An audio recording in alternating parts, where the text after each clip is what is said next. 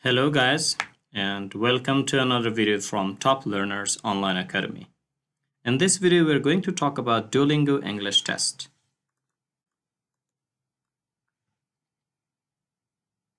Why should you take Duolingo? First of all, because it is convenient. You can take the test online from your computer at any time and anywhere in the world. It is fast. You can complete the test in under 1 hour and receive your results in 2 days. Another reason is because it is affordable. It only costs $59 and you can share your results with an unlimited number of institutions for no additional cost. It is trusted. It is accepted by thousands of top institutions and universities around the world. How does it work?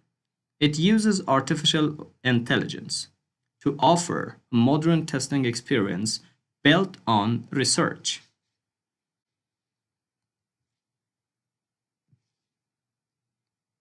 It is accessible. In addition to being available online, on demand, the test is a computer adaptive test. This means that the difficulty of the test questions changes based on each test taker's performance. Which means if you perform well, the next question will be more difficult. But if you perform a little weak, your questions will get easier. You can receive an accurate score in under 1 hour of test taking. It is accurate. The scores are calculated by grading engines, which is trained to understand language ability the same way that expert human raters do. It is secure. With the help of AI, multiple human proctors detect instances of rule breaking. This is an example of the certificate, which includes a picture and name of the test taker with the date. And there is an overall score with 4 sub-scores, including literacy, conversation, comprehension, and production.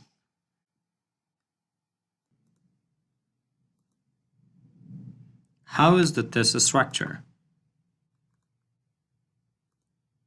The test length.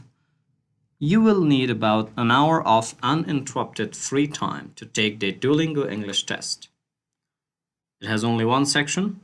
Unlike other tests, all graded questions are integrated in a single section. Different questions will appear, one after another. You will not know which type of question will be asked next, unlike TOEFL and IELTS, in which you have a specific structure of the test. How is the test set up? Once you begin the test, you'll be guided through 3 different sections. First, introduction and onboarding, which takes for 5 minutes. Ensure your computer's camera, speakers, and microphones are functioning properly. Submit your governmental issued photo ID. Review the test rules and requirements. In the second section, graded computer adaptive test, which takes 45 minutes. It measures your English skills through short question types. The test questions are administered randomly. Question difficulty changes based on your performance. In the third part, ungraded video and writing sample, which takes 10 minutes. You'll be shown 2 questions from a pool of hundreds and given 30 seconds to choose which one to answer. Video speaking sample allows for 1 to 3 minutes response, and the writing sample allows for a 3 to 5 minutes response. You can review responses to the video interview and writing prompts before sharing with institutions. Understand the test questions. Test-taking strategies.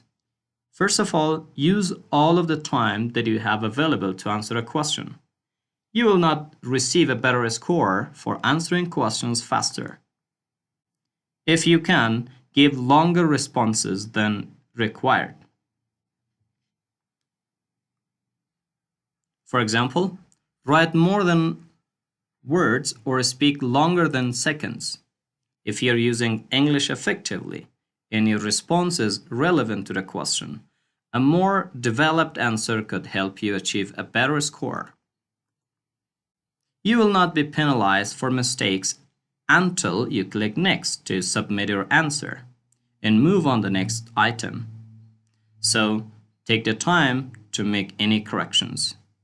You can't return to a question once you have clicked Next. Try not to look at the timer too often because it can distract you from effectively responding. Leave time at the end of each question to check your response. It's very important. And there are some writing tips for you. Use proper spelling, grammar, punctuation, and capitalization. The Duolingo English test accepts both American and British spelling. The only exception is the read and complete question type, which uses American spelling only. Vary your sentence structures and word choices as much as possible, which means you need to use different types of sentences, including simple, compound, complex, or complex compound sentences. Using diverse, more sophisticated vocabulary and grammar can help you achieve a better score. And speaking tips. Speak loudly, clearly, and at an understandable pace, which means it shouldn't be too fast or too slow. You'll not have a chance to re-record your response. So even if you make a mistake, just keep going. Make sure you don't submit your recording until after you have finished your entire response. Just like with writing, vary your sentence structures and word choices as much as possible. Okay, there are different types of questions that you will face on test day. Question type number 1 can be typed read and complete. In this section, you're going to read a passage and then fill in the blanks. How to do well on this section. There are different tips. Read the passage before focusing on each individual word. In the next tip, use context clues to help you complete the words. Make sure you don't face lack of time. Question type 2, read and select. In this section, you're going to select the real English words. Some of the words may look like English words, but they aren't, with one small tiny mistake in the spelling. They are not English words. So there are some tips. Select only the words you know are real. Trust yourself. There could be any number of real words in the list. It means it is possible that they all words or some of the words are English.